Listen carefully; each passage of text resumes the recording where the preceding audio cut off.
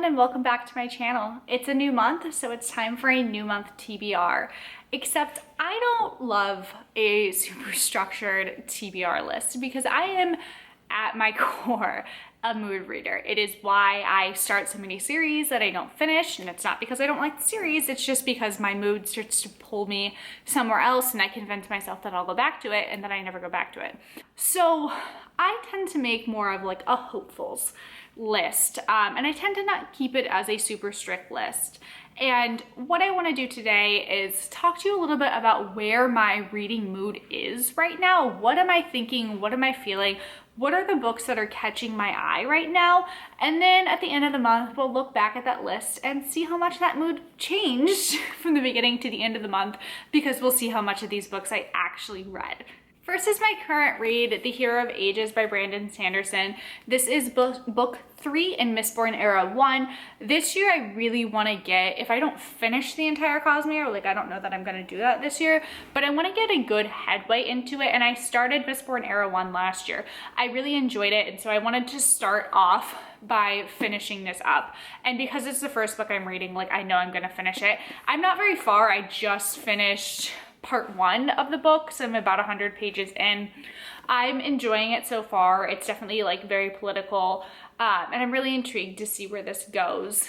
And then from there, I kind of have to decide what the order is that I'm ultimately going to want to tackle the Cosmere in.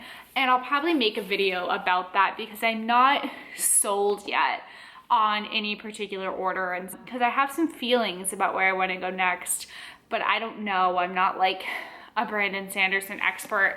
I started Brandon Sanderson with Tress of the Emerald Sea, which is like not a normal starting place for someone, but I really wanted to start with just a standalone, and I'm glad that I did because it introduced me to his writing style, and I freaking adore that book. Like I love that book so much, and it introduced me to things without the heavy hit of feeling like I'm taking on so much by picking up a series, and I'm glad that I did do that. So this will be the first book that I read in 2025. And then if you ask me right now what I'm gonna read after I finish Hero of Ages, I would say it's The Poppy War by R.F. Kuang.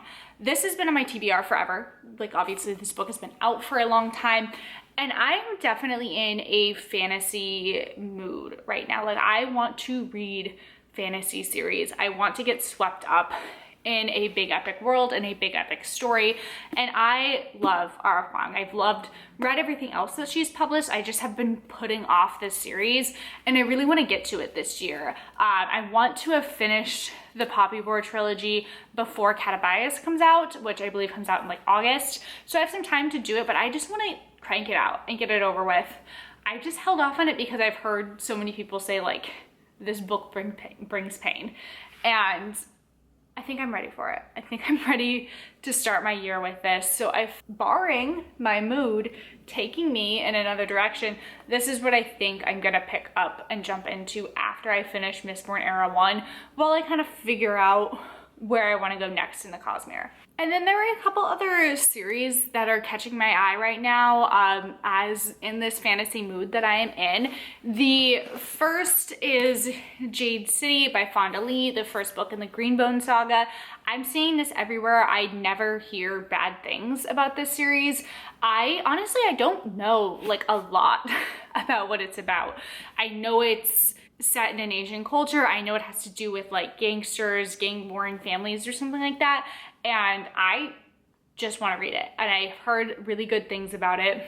So this may be something that gets started this month, depending on how things go. And this is a weird thing with this because it's entirely possible that I read The Poppy War and I decide I need to immediately finish out that series, which is what I would like to do. And so I don't get to any of these other series. But it is also possible that I finish The Poppy War, I want to start a new book immediately. And so in between going to the bookstore to get the second book, I start this book instead. And this is how you start a billion series and never finish them. The other series that is catching my eye right now is The Shadow of the Gods by John Gwynne. I have read the Faithful and the Fallen series by John Gwynne, and I love that series. It is so good. I would recommend it all the time. If you were looking for just like an exciting epic fantasy series, John Gwynne is your guy. He also, I think, writes fight scenes, some of the best I've ever seen. I'm the kind of reader that can often find fight scenes almost to be like a little bit boring. Like I kind of like skim through them and just want to like get past them and just tell me, does anyone die? Does anyone get hurt? Who wins? Like that's what I want to get out of it. But John Gwynne writes action really, really, really well. He does it in a very engrossing manner. And I have held off on starting the series because from what I know from reading The Faithful and the Fallen, that he likes to leave books off on big cliffhangers. And I was lucky I read Faithful and the Fallen after they were all published and I never had to worry about that. I could just start the next book. I didn't want to have to do that with this. And I know that the third and final book is out now. So when I start it, I can just continue along and never have to deal with the cliffhangers that I know this man is going to tear my heart out with. Next is a little different, but What the River Knows by Isabella Banas. I applied for this book as an ARC reader when it first came out and didn't get it. This book was like so right up my alley. I was obsessed with the Mummy movies growing up. Like they were one of those movies, and I feel like my fellow millennials will know, that were just always on TV. And you'd come home from school and you'd turn the TV on, or over the weekend you would just watch movies that were on TV. And The Mummy was always on TV, and I knew that it was gonna hit every single time. So if I saw it on the TV guide, I turned it on. It didn't matter if it was halfway through, 10 minutes in, 30 minutes left. I have seen those movies so many times and I love them. And so when I saw this book was coming out and that it was kind of comping The Mummy, I was just like, this could be like it for me. I was so excited. And then I just didn't go out and buy it when I got to sign for the art because I was sad. And then I saw it as an add-on for Book of the Month and I was just like, you know what? I'm gonna get her. And then I also just picked up the sequel with The Library Hides, because I have heard that this ends on a little bit of a cliffhanger, and so I can just jump right into the sequel once I am finished with this. I've never actually quite known entirely how to like classify this. I think it's mostly classified as historical fiction, but I feel like it might have some like fantasy elements into it, but I think it's predominantly like historical fiction, adventure. So I'm super, super excited for this. I'm really excited to have it, to own it, and to read it eventually. Why not throw one more in there and like make this incredibly unrealistic for how many things I'm actually going to read in January with The Serpent and the Wings of Night by Carissa Broadbent. If you've watched any of my prior videos, you know that I've been like on this struggle with romantasy, in which I really want to be able to find a good romantasy series that's gonna pull me in. It's gonna make me feel I'm gonna like want for these characters, and I haven't been having a lot of luck. And I've read some books that like people say are that, and Carissa Broadbent is another one that people say is that. So we're gonna give her a go. I have really, really, really high expectations for this because people say like she is it in romantasy, and so I'm really, really hopeful. In some sense, I don't know why, but the fact that like these were self-published and then like picked up almost makes me have like a higher hope for them than, I don't know why that is though, but I sometimes feel like publishing houses right now, because of the success of Sarah J. Maas, are just like picking up every romantasy out there, and a lot of them are just not that good. But this was like very popular on its own, and so I'm hoping that it'll be as good as I want it to be. I know it involves vampires, so it's kind of nice to like get out of the realm of like fae and romantasy, because like I'm over it at this point in time. Like do something else.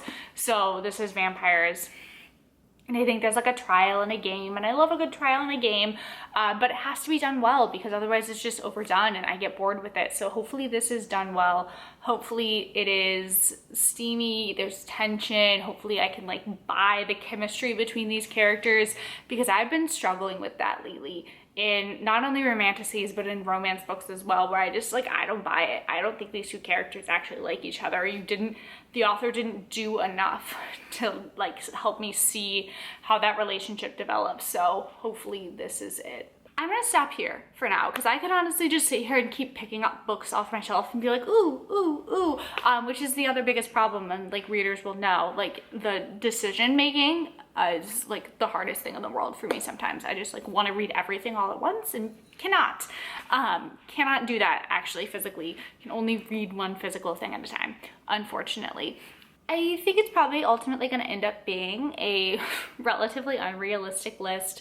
Like I said, it's very possible that I'm going to start one of those series and I'm just going to decide to finish it, which is really what I want to be doing more this year, especially when it's only a trilogy. Like there's only 2 other books. Just read it. Just pick up the 2 other books and finish the trilogy and not have another unfinished series sitting there that you don't finish. It's been a problem for me, if you can't tell. So we'll see what actually happens, but I feel really good about those picks. Those are picks that have been sitting there for a really long time that I am really, really hoping to get to, but we'll see what happens. I have some gift card money, so I'm probably gonna go to the bookstore, which means there's gonna be new additions to the shelf, which means that I'm probably gonna wanna read those. So we'll see what happens, but we will check back in on these at the end of the month. If you enjoyed this video, thank you so much, and please hit the subscribe button and the thumbs up. Thank you.